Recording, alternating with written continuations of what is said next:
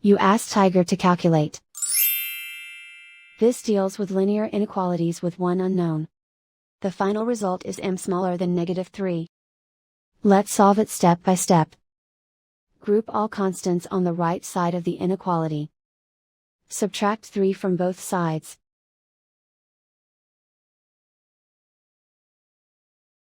Group like terms.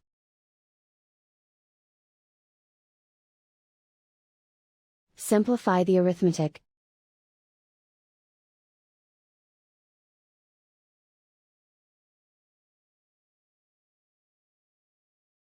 Isolate the q.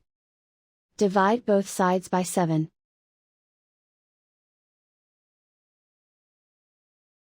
Simplify the fraction.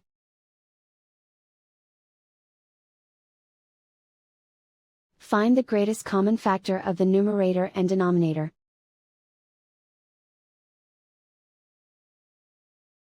Factor out and cancel the greatest common factor.